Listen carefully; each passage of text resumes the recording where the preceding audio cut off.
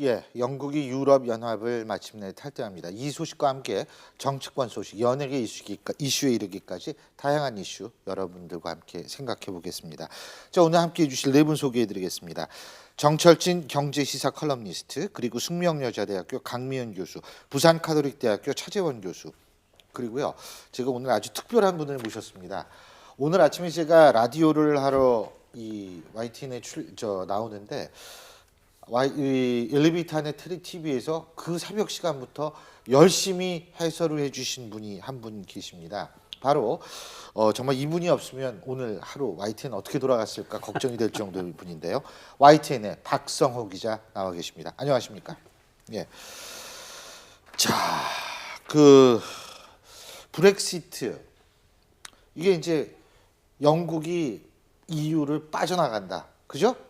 근데 일단 이게 이 브렉시트한 이유가 뭐라고 보세요? 영국 국민들이 이렇게 브렉시트 선택한 이유가? 우선 예, 이 경제적으로는 자기들 복지가 많이 줄어들고 있다. 예, 주된 이유는 이제 난민들이, 이제 이민자들이 많이 들어와서 그렇다.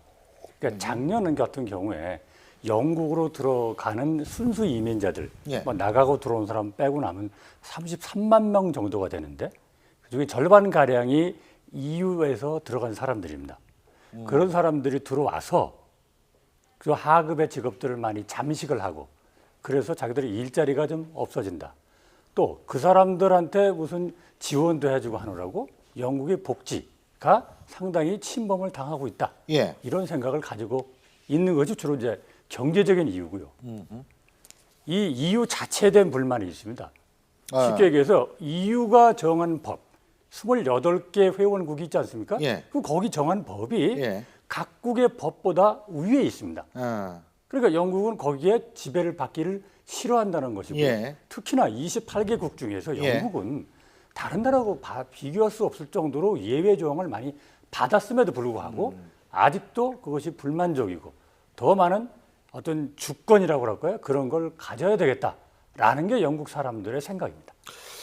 제가 봤을 예. 때는 또 거기다가 지금 EU가 일종의 그 삼두마차 체제거든요. 그러니까 지금 독일, 프랑스, 영국인데 그중에서 주도권을 특히 대륙 국가인 독일과 프랑스가 지금 다 행사하고 있다는 측면, 그런 측면에 대해서도 상당히 그 영국 사람들이 자존심을 많이 건드리고 있었던 것 같아요. 영국 사람들은요, I and continent, 나와 대륙이라는 표현을 쓰지 내가 유럽이라는 표현을 거의 안 쓰는 그런 사람들인데, 그리고 사실 뭐 제가 듣기로 10% 분담금 내는데 EU에, 예? 기여금 10% 내는데 돌아오는 건 5%밖에 못 받는다. 그렇습니다. 그게 불만이 많았던 모양이더라고요. 상당히 많죠. 근데 특히 이런 게 있죠. 그 분담금이 지난 2010년도 그때 내던 것과 지금 한 5, 6년 지나서 내던 것이 거의 2배입니다.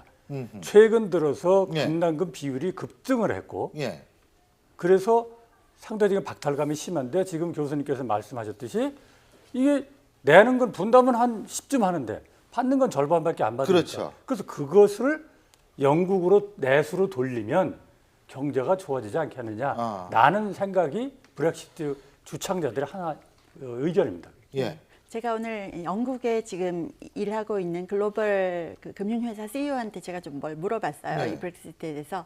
이제 이분이 영국에서 그 선거 운동을 쭉 지켜봤대요. 잔류파, 탈퇴파의 선거 운동을 쭉 지켜봤는데, 탈퇴파들은 굉장히 비전을 제시하면서 어필을 잘했다는 거예요. 거의 독립운동 하듯이 했대요. 우리나라를 EU로부터 다시 돌려받자. Independent from EU 이렇게 하면서 그동안 쌓인 불만을 적으로 설정을 해서 여기서 독립을 하자. 우리는 능력이 없냐. 우리는 예. EU 없이도 잘 살 수 있다. 그리고 제일 중요한 메시지가 자식들에게 독립된 국가를 물려주자. 거의 독립운동 하듯이 해서 굉장히 어필을 예. 잘했다는 거예요. 그런데 비해서 잔류파는 좀 협박이었대요. 우리가 EU에서 벗어나면 경제가 힘들어진다. 또 직장을 많이 잃을 것이다. 집값이 떨어질 것이다. 이렇게 협박조의 그 메시지가 많았기 때문에 탈퇴를 해야 근데 선거 된다라는, 캠페인의 기본을 무시하셨네. 네, 탈퇴를 해야 된다는 선거운동을 너무 잘했다는 거예요. 본인 지켜볼 때 그 얘기를 예. 하더라고요. 어쨌든 탈퇴가 결정이 됐습니다. 그래서 중요한 것은 이제부터 우리한테 어떤 영향이 올지를 분석을 해보겠습니다. 크게 네 가지로 나누겠습니다. 환율, 금리, 주식, 부동산 이 네 가지인데 사실 금리하고 부동산이 이게 뭐 맞물려 돌아가는 거니까. 자, 환율 어떻게 네. 될 거라고 보십니까? 일단 오늘 보셔서 알겠지만 원달러 환율 2.5% 정도 이제 튀어 올랐습니다. 예. 이 원화라는 통화가 실은 그렇게 강한 통화가 아니거든요. 예. 그러니까 원화 약세가 당분간 이제 오래 지속될 것 같은데 특이점은 원달러 환율보다 더 많이 오는 환율이 있었으니까 네. 그게 뭐냐? 원엔 환율입니다. 그러니까 오늘의 하이라이트는 실은 엔화였었거든요. 예. 엔화 값이 이제 폭등을 하는 그런 양상이 됐거든요. 당분간 원화 약세가 진행될 텐데 원달러보다는 원엔이 더 크게 빠질 것이다. 그럼 크게 보면 아마도 엔화의 독주 시대가 더 오지 않을까. 환율 부분에서 이 점을 굉장히 좀 유의해야 될 것 같습니다. 그게 어느 정도 유지가 될까요? 저는 엔화 같은 경우에는 당분간 기조적일 수 있다 이렇게 보는데 왜냐하면 미국은 원래 이런 시점에서 달러가 굉장히 강해져야 되거든요. 예. 그럼에도 불구하고 지금 달러가 주춤주춤하는 모습은 예. 만에 하나 미국 연방준비제도 이사회가 브렉시트로 좀 흔들흔들대고 세계 경기도 그렇게 좋지 않지 않습니까? 그래서 이참에 당초 예상했던 미국 금리 인상을 좀 보류할 수도 있지 않을까라는 기대감에 아직은 이제 달러가 그렇게 랠리를 펼치지 못하고 있고 그 다음 통화인 엔화가 하는 거예요. 예. 예. 근데요, 지금 만일 이제 뭐 달러도 지금 뭐 얼마 올랐다 그러셨죠? 뭐 2.5% 2.5% 올랐다 그러고 그러면은 사실 이게 외국인 자본이 빠져나가는 거 아니에요? 그렇죠. 그렇죠? 그렇다면 우리는 금리를 얼마 전에 내렸어요, 지금. 자, 금리도 내린 상태에서 외국인 자본 빠져나가면 우리 어떡합니까? 금리 다시 조정해야 되는 거 아니에요? 어떻게 보십니까? 그래서 금리가 지금 한 번 더 한두 번 내려갈 우리 한국은행이 네. 기준금리를 좀 내릴 수도 있지 않겠느냐. 그러니까 어쨌든 브렉시트 영향으로 한국에서 뭐 외국인 자금이 빠져나가고 뭐 그쪽으로 수출도 좀 덜 되고 우리 경제가 지금보다 더 어려워지면 한국은행이 금리를 좀 더 내리지 않겠느냐 하는 생각이 지금 있는 거죠. 있지만 그러나 미국 금리가 과연 오를 것이냐 내릴 것이냐를 잘 봐야 되는 거죠. 결론은 한국 금리와 미국 금리 간의 차이가 좀 있어야 돼요. 우리가 미국 금리보다 좀 높아야 된다. 네, 그렇죠. 그래야 안 빠져나가는데 자, 우리 미국이 올리지 않는다고 그래서 지금 내렸다고 약간 내려왔는데 예. 과연 미국이 그러면 그 금리 인상 계획을 철회하고 미룰 거냐 아닌 거냐는 좀 두고 봐야 됩니다. 일단은 연기할 가능성이 더 높다고 봅니다. 외국인 자본이 어쨌든 빠져나가는 걸 붙잡기 위해서 브렉시트 때문에 안전자산 선호로 달러나 엔화로 만일 빠져나갈 것이라고 예상을 한다면 아니면 금 쪽으로 간다고 예상을 한다면 외국인 자본이 빠져나가면 우리는 그 외국인 자본을 바지라도 잡고 있어야 되는데 맞습니다. 그 바지가 바로 금리 아니에요? 그렇죠. 그러니까 원칙적으로 하면 이 시점에서 한국은행은 무조건 금리를 올려야 되거든요. 그래서 나가는 돈을 좀 있어달라, 예. 원화에 좀 있어달라라고 그런 애원을 해야 되는 예. 게 맞는데 아까도 지금 박성호 기자가 얘기를 했지만은 지금 상황이 약간은 묘한 게 미국의 연준이 미국의 중앙은행입니다. 하나의 키를 갖고 있습니다. 예. 그러니까 미국 연준만 실은 우리가 금리 안 올릴게 지금 너무 어려우니까 한 1년간은 그러면 쉴게. 우리는 좀 그렇죠. 그러면 일단은 세계 자본시장은 일단은 안정세를 찾을 수 있는 거죠. 이게 금리가요. 금리 올리면 이게 부동산 담보 대출, 이 주택 담보 대출 받으신 분들이 이게 줄줄이 이게 영향을 받게 되잖아요. 자, 그렇다면 미국의 금리 문제와 브렉시트, 그럼 부동산 문제는 어떻게 보십니까? 지금 뭐 평당 6천만 원 아니 그죠 평당이죠. 6천만 원짜리 어디 뭐 서천인가 어디 나왔다 그러던데 네, 그렇죠. 어떻게 보십니까? 그러니까 이제 부동산 쪽은 이렇게 되죠. 지금 자금이라는 것이 부동 자금이 예. 주식으로 이제 갔다가 예. 그쪽에서 빠져나오면 부동산 쪽으로 갈 수가 있죠.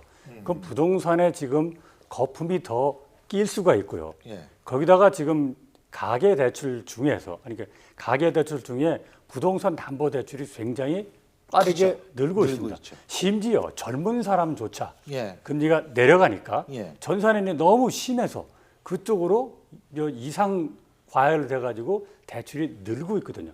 그러면 두 가지죠. 부동산 쪽에서는 거품이 더 낄 수 있고 돈은 없지만 전산인이 더 심해져서 주택담보대출은 더 늘 수가 있고 그러면 총량적으로 보면 가계대출이 더 문제가 더 불거질 수 있다. 심각해질 수 있다. 그러면 말이에요. 지금 이제 이렇게 불안한 상태가 주식 뭐 엄청나게 빠졌죠. 아마 월요일 날 어떻게 될지 모르겠지만 네. 이런 불안한 상태가 어느 정도 언제까지 유지될 거라고 보세요? 일단 계속될 모멘텀 거라고 없으면 보세요? 계속 흘러내릴 거라고 보고 있는데 제가 앞서 말한 모멘텀이 크게 두 가지가 있습니다. 미국 연준하고 네, 하고 두 번째 중국입니다. 오늘도 굉장히 독특한 게 예. 상하이 종합주가지수는 1.5% 하락밖에 안 했거든요. 어. 그만큼 지금 중국은 마치 또 하나의 차세대 패권국으로서의 위상이 있습니다. 그래서 이참에 어쨌든 영국이 구패권국 아닙니까? 어쨌든 영국 사태로 세계 경제가 이렇게 흔들리니까 그동안은 미국이 달러를 풀어서 한번 세계 경제를 붙잡히지 않았냐? 이번에는 우리가 한번 나서겠다라는 중국의 위하나 양쪽 하나 같은 이런 모멘텀 하나가 다시 나온다면, 그러니까 G2, 미국과 중국이 이참에 다시 한번 경기 부양 쪽으로 선회를 해준다면 이게 하락을 막는 모멘텀이 될 텐데 이건 우리의 바람이고요. 위시풀 띵킹, 예, 주관적 위시고요. 희망일 수 있죠. 그동안의 미국 연준의 행태를 보면은 이럴 때 보면은 오히려 안면 몰수할 때가 많았습니다. 그러니까 오히려 더 미국의 힘을 강하기 위해서 역설적으로 막 금리 인상을 치고 나갈 가능성도 있거든요. 그렇기 때문에 우리가 너무나 또 낙관하는 것은 굉장히 곤란합니다. 어느 정도 유지될 거라고 보십니까? 지금 이런 상황. 적어도 국내 주식시장의 충격은 예.